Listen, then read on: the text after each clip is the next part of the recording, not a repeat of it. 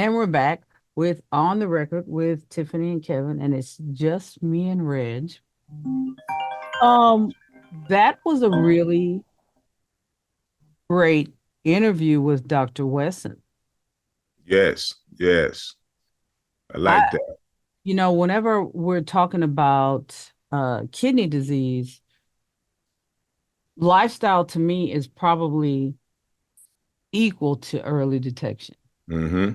Three Mm-hmm. things that I think are the most important aspects of kidney disease that we should be looking at. And that's Yes. finding out early, what are we eating, how are we treating ourselves, you know, and then the mental health side. Right. Those two things, if we can get a handle on those three, we can kick the butt of kidney disease. Yes. Yes. It doesn't, we literally have within us. I mean, people are always looking for a benevolent benefactor or somebody to come and save them. Well, we can save ourselves That's right. by finding out early. And that's just with a free test, which we're Yes. providing. And Reg, I say the same thing as Dr. Wesson about you. I'm very thankful for you and your advocacy. Hey, the thing is, I appreciate it, but the thing, your advocacy, with what you and Kevin doing, man, it's like you need that type of stuff because, like the doctor was saying, we don't have access to a lot of the good. I mean, you go to our neighborhoods, man, you have about 4 or 5 churches, chicken and Popeyes and stuff like that. And, it's just adding to the problem, so if we can make somebody aware of, look, simple changes can really save your life. And it's not what you have to do, it's what you have to stop doing. It's easier to stop doing something than having to do something. You know what I mean? So if you stop doing the things that got, like this, what's the saying is, to get something you never had, you got to do something you never done. So to get healthy, we have never ever as a people fasted. We have never ever just stuck to fruit and vegetables and stuff like that. We have vegetables where we cook them to death. You might have green beans, but you put fat back in it. You have greens, you're gonna put ham in it. So when you eat food in the more natural state of the fruit and vegetable, the healthier you're gonna be, and that's the truth, man. I'm living proof of that. Last time I went and got my blood work done, it got a little better because I was starting it. This time I've been sticking to it, and I'm looking forward to seeing what it is today. So, because like I said, I feel a whole lot better, and my knee, I've been having knee problems, since college football. And I notice when I don't eat sugar, my joints don't hurt, the knee don't hurt. And that's amazing, that injury such as what I had the total knee reconstructive surgery on my knee.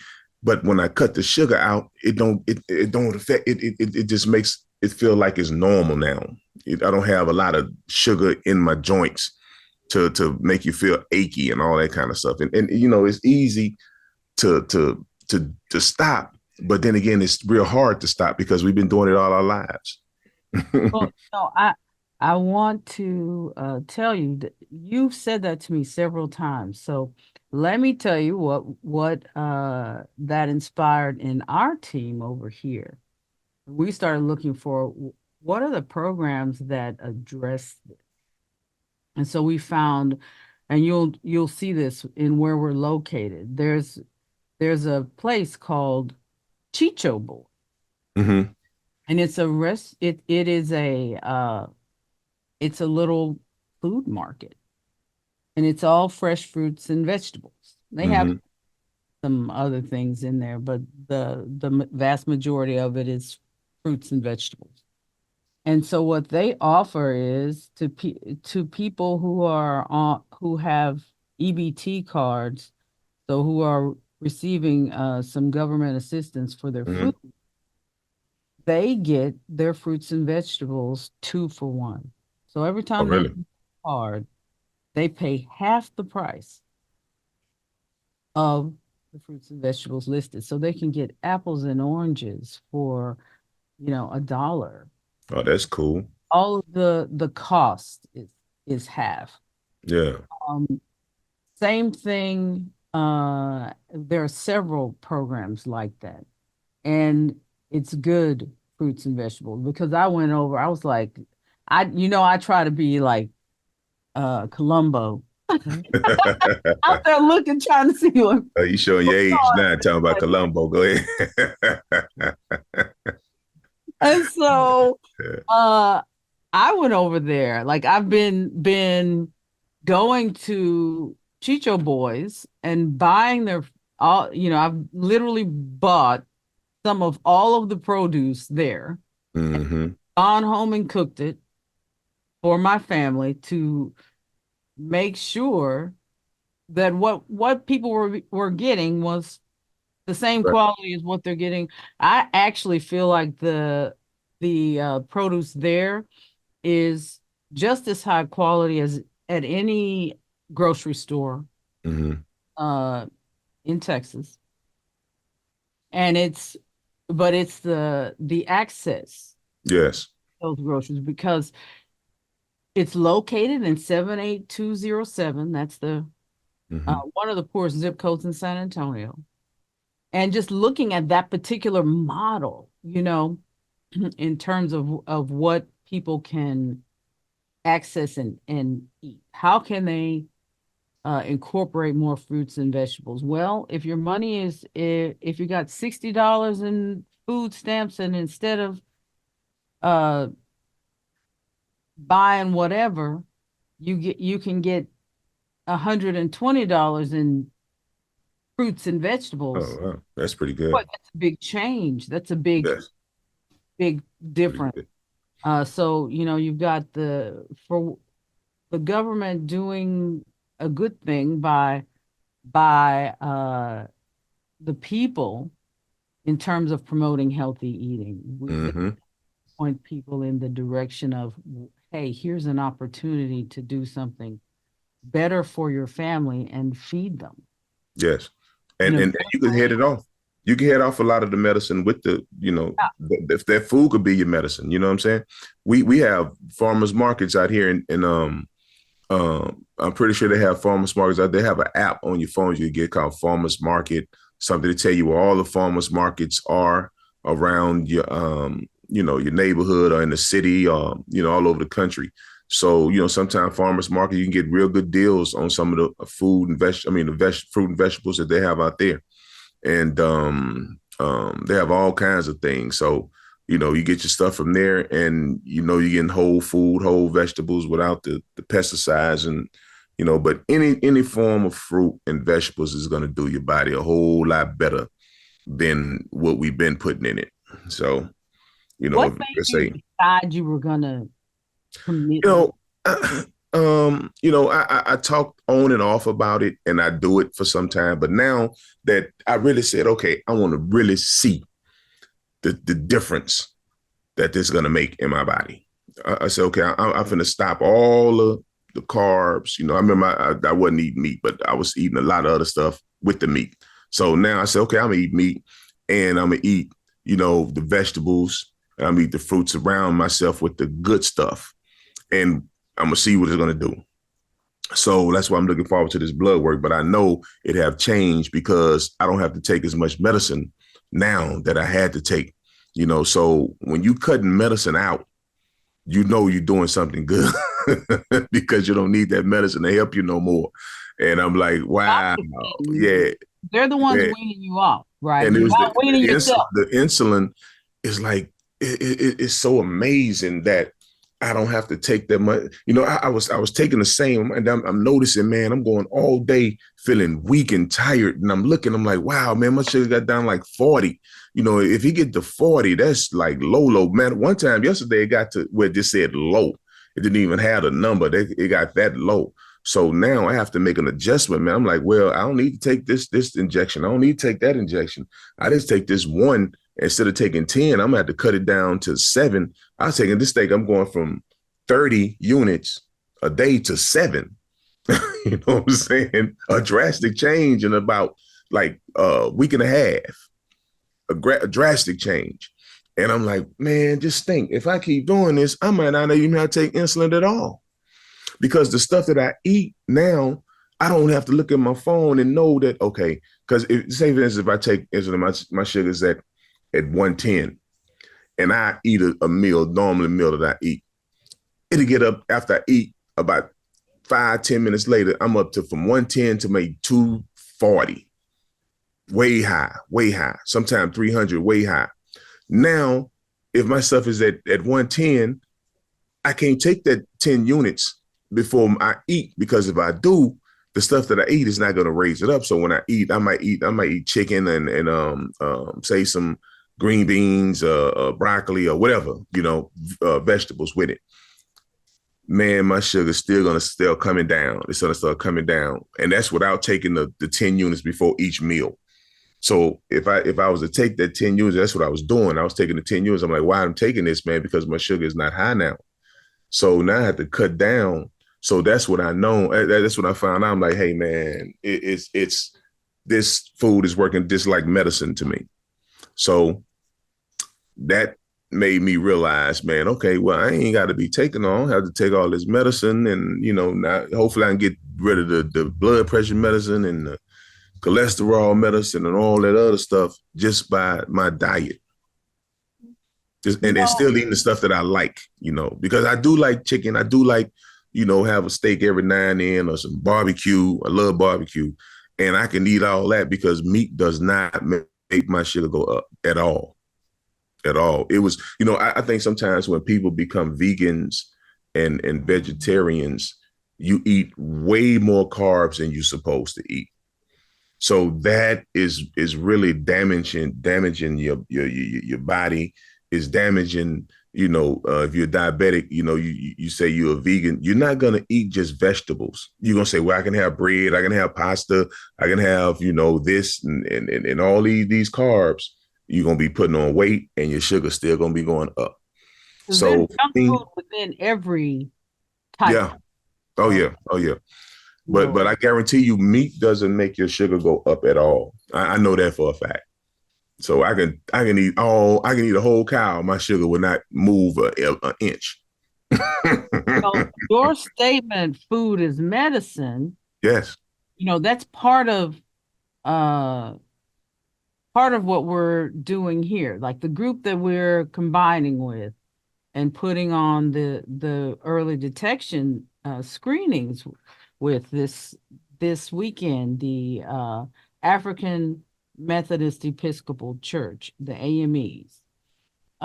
Their leader, Elder Brian, everybody refers to him as Elder Brian, Dr.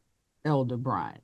And he has been wonderful because he actually lives by what he is telling people to do. Right.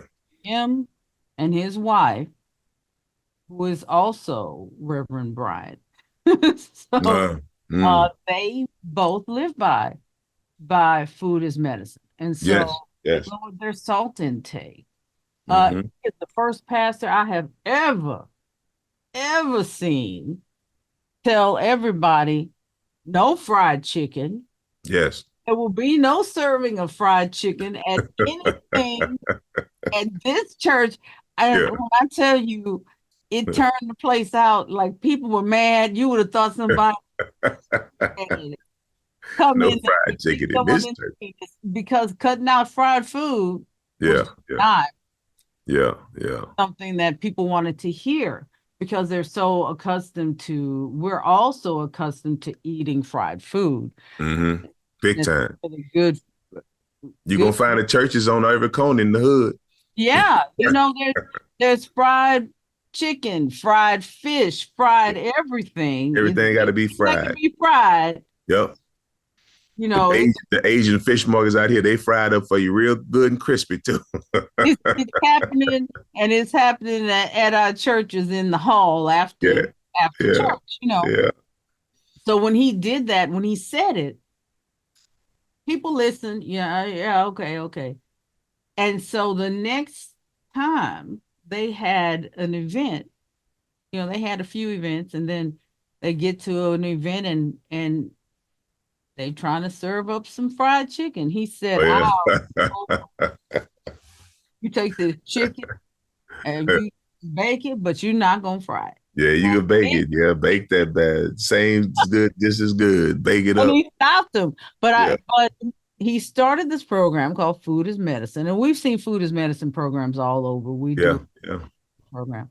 But literally teaching the congregations that he's over how to cook the very things they like. Like I went to one of their cooking demonstrations on green, and he brought in somebody and he put, the traditional greens next to uh the much better version, Right, right, right.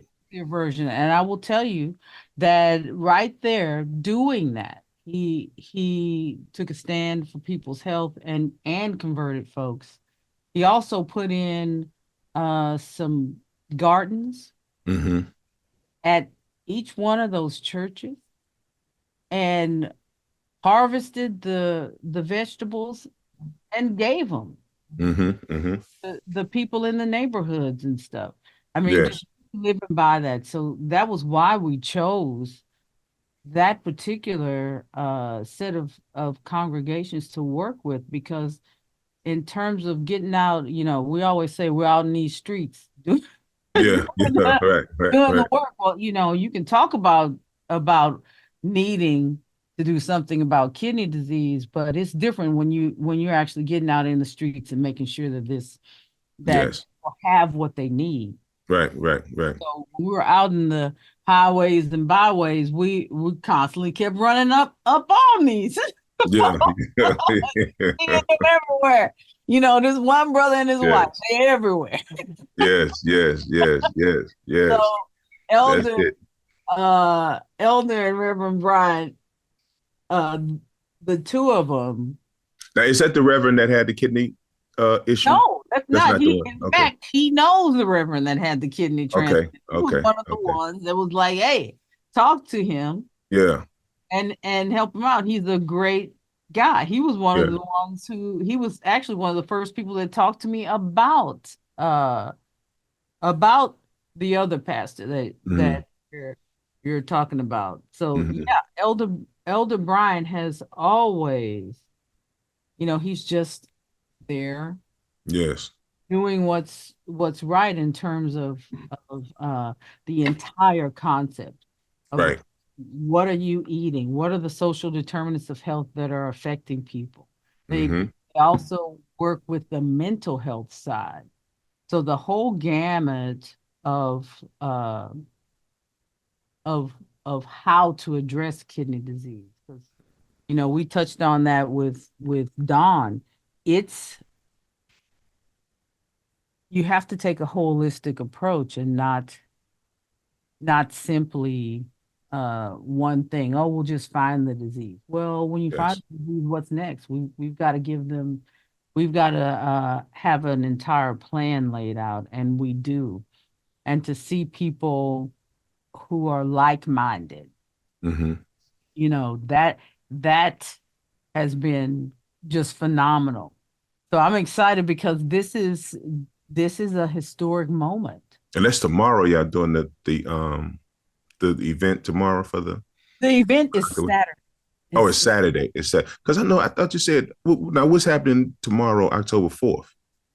tomorrow. We are having a dinner with Dr. Wesson, Okay. Tommy Calvert, some of the leaders here in San Antonio, and Mm. teaching them along with C.A. Whittier Medical Society. So that's the Black Doctor Society. Oh, okay.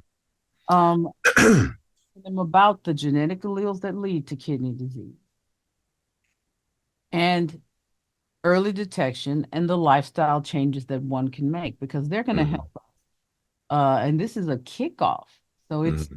the very beginning of what is to come over the next uh 7 years of Right.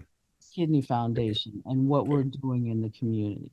Because for us, kidney disease is not going away in 12 months. No, It works. no, We've got a plan to knock it out and knock back those numbers. yes. And it involves the lifestyle, mental, and physical changes. Mm-hmm. Uh, but the first step is early detection. Yes. Yes. We've come a long way, I know it. Alex. I know it. I know it. As long as we getting that out there to people, letting them know that, you can head off a whole lot of situations and a whole lot of trauma and a whole lot of just time that you have to give up because of kidney disease, just by getting screened and checked and healthy eating. And for those who already have kidney disease and kidney transplants, we can help you, live a normal, prosperous, and healthy life just by, the guidelines we have with nutrition and checkups and, just staying on top of things, man. I mean, if you have it, stay on top of it, and you live a healthy, normal life. If you let it slide and say, well, I don't have to do this, I don't have to do that. I don't want to know what's going on with my body, because if anything wrong with me, I just, everybody got to die. Yeah, everybody gonna die, but you don't have to suffer. You don't have to suffer, and that's the thing. So if Tiff and them, been doing a wonderful job getting this stuff, this out and helping a lot of people. And if we can help just one, like they say, just one person, that one person could help somebody else. That one person could help somebody else. And it could be a whole wide nation thing that we can just knock this whole disease off. So, it is a disease that can be eradicated, if everybody, everybody have a kidney. A whole lot of people have kidneys to spare. So we have two kidneys. Exactly. Have a kidney to spare. So if you do that, yes. We have within our reach right now the technology, the advances to slow the progression of kidney disease when it's caught in its early stages. And then we have the technology and the advances with things like the National Kidney Registry to make good matches for transplant and to find and connect the right people to be transplanted. We need enough people to say yes to giving a spare. Mm-hmm. Mm-hmm. You can share a spare and still live a healthy lifestyle and still live your life unencumbered by having given a kidney. I mean, there's so much that can be done right now with the assets and with the knowledge that we have today. Mm-hmm. Mm-hmm. Even not having a cure, a quote unquote cure yet, we have a lot of ways to treat and address kidney disease. But the first step is in finding it early. Yes. We're asking you to come out. Yes.